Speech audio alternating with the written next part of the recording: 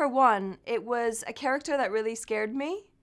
When the opportunity arose for me to play Roxanne, I had this voice in my head that told me that I didn't have what it takes, I didn't have the gravitas, I didn't have the power. And I really, if I were to play the role, I really wanted to make sure that Roxanne was very distinctive. And so, yeah, I think it was fear, and I really wanted to overcome that fear. And so I shared that all with my mentor, and we found a creative solution to that problem, that kind of fear. And I studied a lot of women in history, but mostly modern women that inspired me, women that weren't afraid to step out of the shadows and to allow themselves to be seen. And I think that it was really, that was a powerful thing for me as a woman to experience, and just doing something that really scared me. Yeah, I think, listen, I think we do it we've been doing it for years. You know, even when you think about writers and filmmakers, artists, you know, everyone's been sitting there pretending to be someone else at some point in time because they believe someone else can get them further in their development for what their goal is, you know? I think the catfishing element, I think it comes back down to how little we love ourselves or know how to love ourselves. And also when we do that, in turn, the hate or the negativity we put out, that suddenly it becomes like a poison to other people, and now they see themselves differently, and now they have insecurity. It's an ongoing cycle. So it's catfishing, but it's a lot bigger than catfishing. I guess the biggest change is the fact that Cyrano does not have a big nose. And by removing the nose, it means that one has a stronger emotional recognition of the character of Cyrano and brings us closer to him. So I guess that's the biggest difference.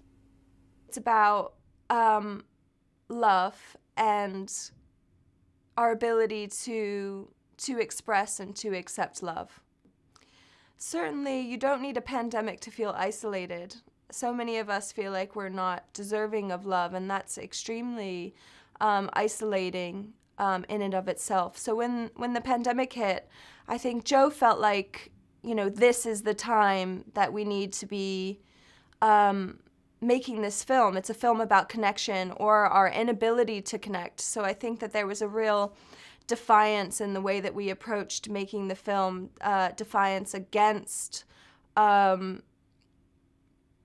isolation, and we were able to express that through the medium of art and cinema. Art has always been a way for people to connect, and so this was a beautiful gift for us all, and hopefully for audiences. I really see the movie as being a musical for people who don't particularly like musicals. It's not the kind of Hollywood or Broadway declamatory style of musical. The songs are very intimate, almost sort of modern folk, I guess. All of the singing was recorded live on set. So there are tiny faults in it, little cracks in the voice or breaths in the wrong place or whatever. And I feel that actually makes it more human and more relatable. Fun. It was fun. It was fun because it was nice to not just do the music video version. When you do the pre-record and you come in and you're like, I'm gonna look so pretty when I sing this song. Oh, just you wait.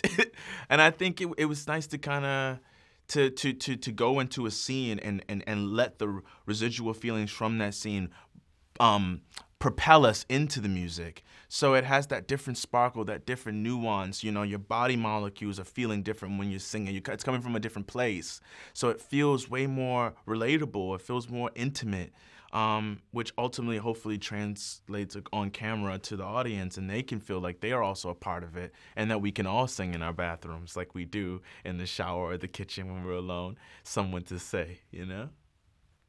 Yeah, I mean, filming during the pandemic was challenging. but also meant that we found new and creative solutions.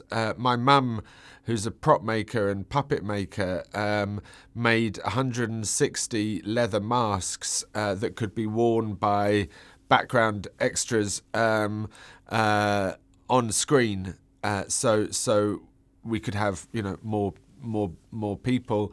I think, though, probably the biggest challenge was filming up a live volcano.